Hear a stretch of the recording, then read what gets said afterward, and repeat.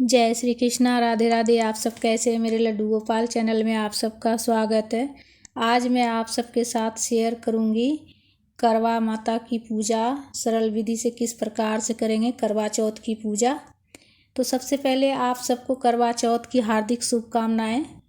तो देखिए, सबसे पहले पूजा की चौकी लगा लेंगे और उसमें कोई भी शुभ कलर लाल, पीला, ऑरेंज, गुलाबी कपड़े का आसन दे देंगे। और इस तरह का कैलेंडर अगर हो तो कैलेंडर ले लें या फिर तस्वीर ले लें। इसमें सभी भगवान जी का मतलब है, गणेश जी भी हैं और भोले बाबा और माता पार्वती भी है और करवा माता भी है।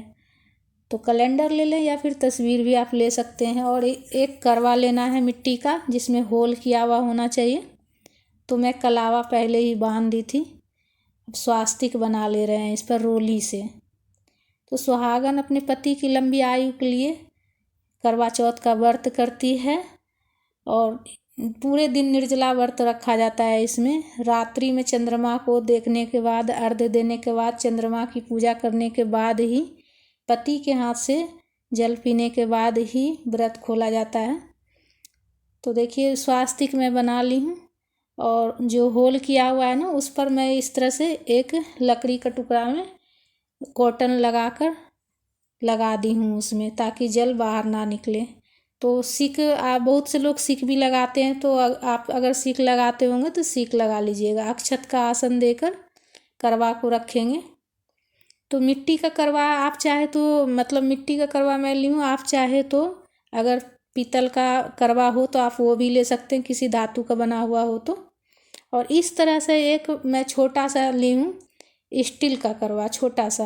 आप चाहे तो गिलास में भी आप कलावा बांध कर उसमें अनाज भर सकते हैं या फिर ड्राई फ्रूट भर सकते हैं। तो मैं इसमें बाजरा भर के रखी हूँ। आप चाहे तो गेहूँ भी भर सकते हैं, ड्राई फ्रूट भी भर सकते हैं। पूजा के बाद ये दान किया जाता है। तो भर कर रख लेंगे अक्षत का आसन देकर। उसके बाद अक्षत का आसन देकर दीपक रखकर दीपक प्रज्वलित कर लेंगे। सबसे पहले पूजा शुरू करने से पहले दीपक प्रज्वलित कर लेंगे। उसके बाद जल का छिड़काव करके सभी भगवान जी को भाव स्नान करा लेंगे। गणेश जी को, माता पार्वती को, भोलेनाथ को और करवा माता को। अब सबको रोली से तिलक करेंगे। करवा माता को सिंदूर लगाएंगे, गणेश जी को रोली लगाएंगे, भोले बाबा को तिलक करेंगे। तस्वीर कैलेंडर में जितने भगवान जी हैं सभी को लगा लेंगे, रोली से तिलक कर लेंगे और दीपक का भी पूजा कर लेंगे। तो बिल्कुल सरल विधि से मैं बता रही हूँ। बहुत से लोग अगर चीनी का भी करवा रखते हैं, अगर आप चीनी का करवा रखते हैं तो वो भी आप पूजा में रख सकते हैं। उसमें भी कलावा बांध लेना है और स्वास्तिक बना लें या फिर वैसे रोली से तिलक कर लेंगे।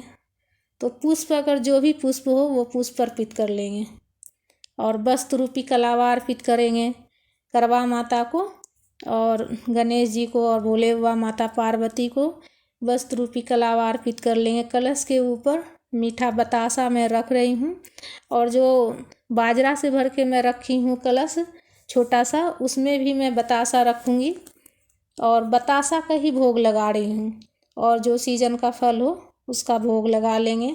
तो आप चाहे तो मिश्री का भी लगा सकते हैं, बतासा का भी लगा सकते हैं, या फिर घर में कोई पकवान बनाए तो उसका भी भोग लगा सकते हैं। और माता को श्रृंगार का सामग्री अर्पित करेंगे। 16 श्रृंगार या 5, आप कम से कम 5 सामग्री जरूर होना चाहिए। और सासू माँ के लिए बायना निकालेंगे। तो साड़ी मैं ली हूँ और श्रृंगार का सामग्री, और उस पर कुछ दक्षिणा रखना है। तो अपने सामर्थ्य के अनुसार जितना हो सके दक्षिणा आप रख सकते हैं। उसके बाद धूप प्रज्वलित करके धूप दिखा लेंगे। तो बिल्कुल सरल विधि से मैं बता रही हूँ फ्रेंड्स। उसके बाद हाथ में बाजरा लेकर कथा पढ़ लेंगे। कथा की पुस्तक हो तो कथा पढ़ लें, या फिर कैलेंडर में भी कथा दिया हुआ है तो आप उसमें भी पढ़ सकते हैं। और कथा पढ़ते वक्त बाजरा जल से भरा जो लोटा रखे हैं उसमें बीच बीच में डालते जाना है। और जो लास्ट में जो हाथ में बचा है वो साड़ी के पल्लू में बांध लेना है, आंचल में बांध लेना है। रात्रि में जब चंद्रमा को अर्घ देंगे तो वो जल में मिलाकर अर्घ दिया जाता है, तो इसीलिए से साड़ी के पल्लू में बांध लेंगे। तो पूजा आप सुबह भी कर सकते हैं या फिर शाम में भी कर सकते हैं। और पूजा में दक्षिणा जरूर रखें। दक्षिणा रखने से जो भी कमी रहती है ना पूजा में, वो पूर्ति हो जाती है। तो पूजा में दक्षिणा जरूर रखें। उसके बाद आरती कर लेंगे कपूर प्रज्वलित करके। आप चाहे तो दीपक से भी आरती कर सकते हैं। और आरती करने के बाद हाथ में जल लेकर आचमनी कर लेंगे। आचमनी करने के बाद ही पूजा पूर्ण होती है। उसके बाद करवा माता से प्रार्थना करेंगे, पति की लंबी आयु के लिए प्रार्थना करेंगे। अगर पूजा में कुछ गलती हो गया हो तो उसके लिए क्षमा याचना करेंगे।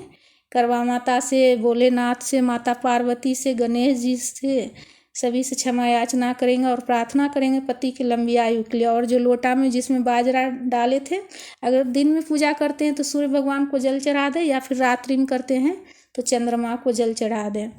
तो इस तरह से पूजा इस तरह से पूजा पूर्ण होती। बिल्कुल सरल विधि से मैं आपके साथ शेयर की हूँ फ्रेंड्स। अगर अच्छा लगे तो लाइक कीजिएगा और कमेंट कीजिएगा। और पूजा के बाद आप सुबह भी दे सकते हैं या फिर शाम में भी दे सकते हैं सासू माँ को वायना।